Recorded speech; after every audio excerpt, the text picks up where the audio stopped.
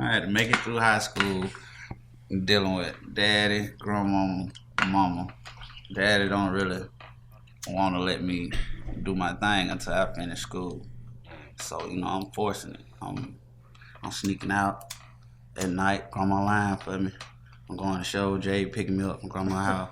Like, I'm sneaking out the door, you hear me? Like, I got pillows and shit on the sofa, like in me. You hear me?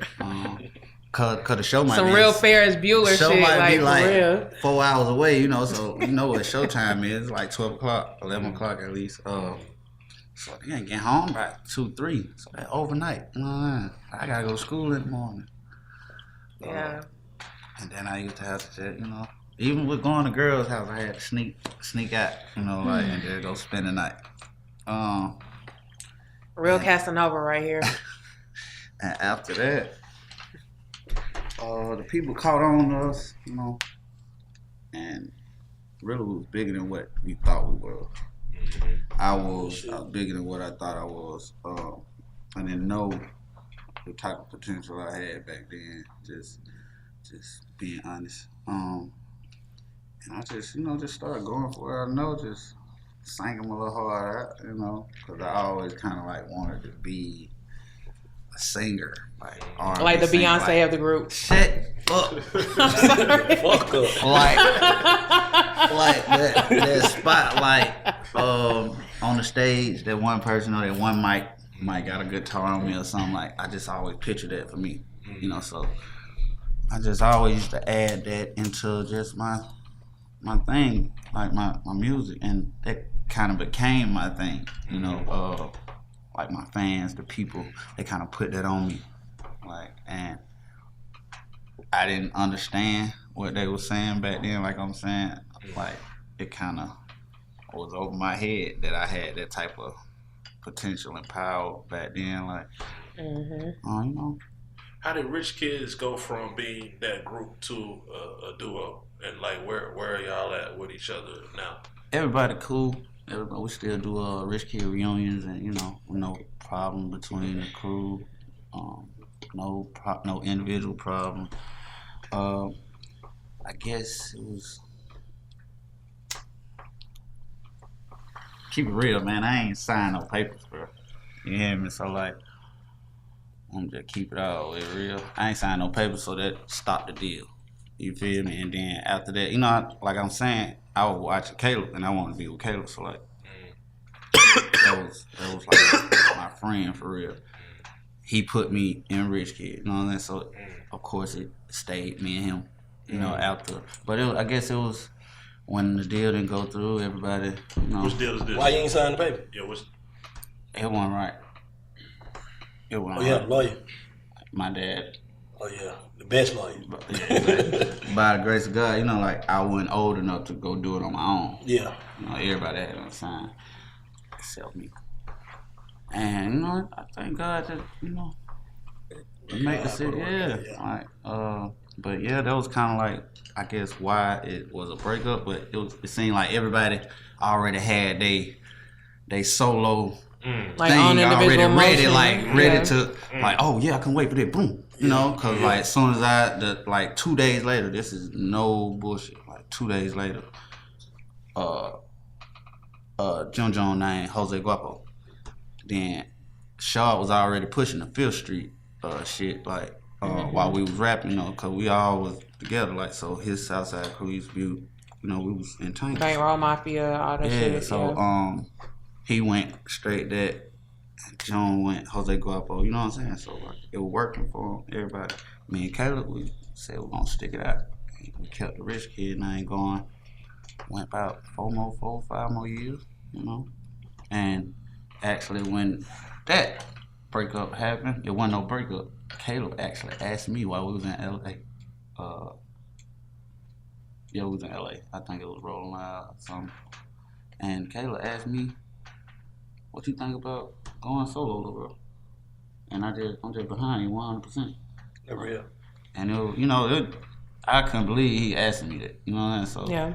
And that's like you said, I'm like, boy, that's real. But you had been hearing that. Y'all had been hearing that nigga School, you got it on your own. You had been hearing that. From the get go, dozens of of street niggas, niggas with money, labels, whatever, Yeah. you know, trying to get me by myself while I was, you know, with them. But that was your man. Yeah, you know, like there was a couple altercations, man, at club shit, man. While I was with KT them, man. You know, I'm been a lot of shit go down. Yeah, a lot of people done tried to have me and they, you know.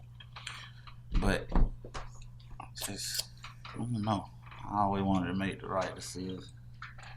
You missed them days when y'all was just fucking up figure eight and crucial. Y'all just would just go fuck it up. Bad shit up. Yeah, that was it. Yeah. To tell you the truth, bro, I feel like I had a little more confidence than I do now back then, bro. Like, cause it was the way I look at myself back then. I'm talking about literally like on the screen. Like, look at my old videos. The way I got on stage, bro, my demeanor, like, don't give a fuck. Who in this motherfucker? Don't give a fuck. What records you done sold? None of that. I get on this stage look the same way. Like, they post to goddamn go do what they doing. And they doing it.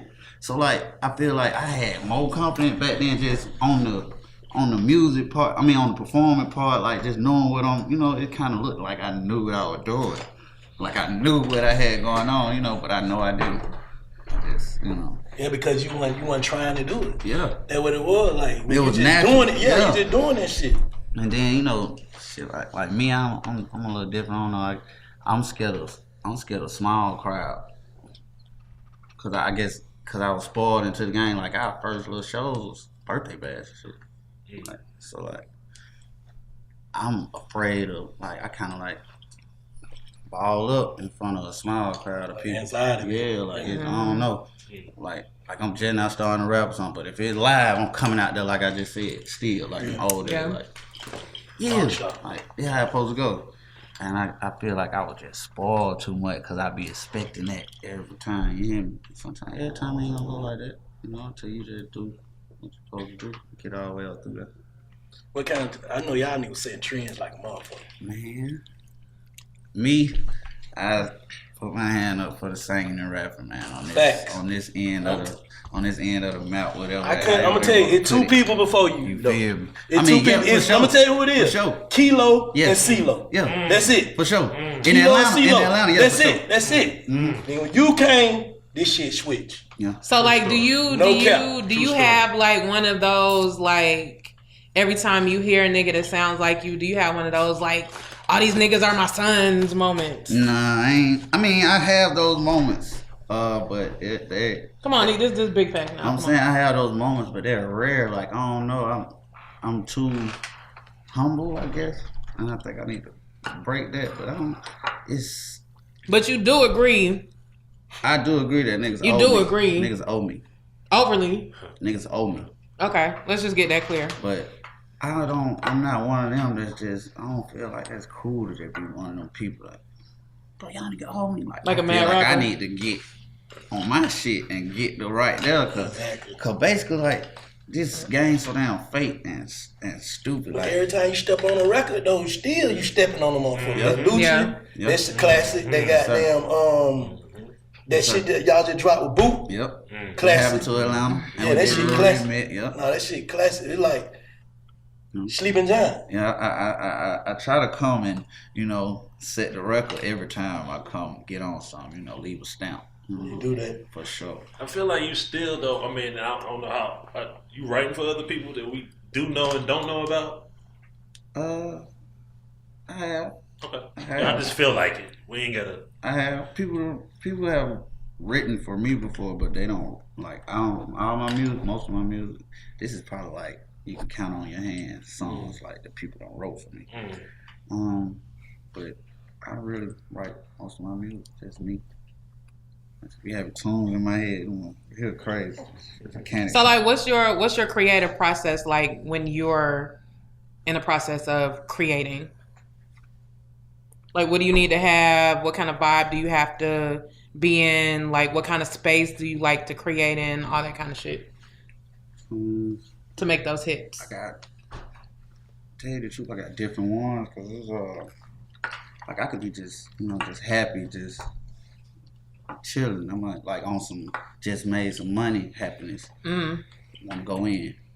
A different type of music might come out of that from when, like, opposed to when I'm angry, something just happened.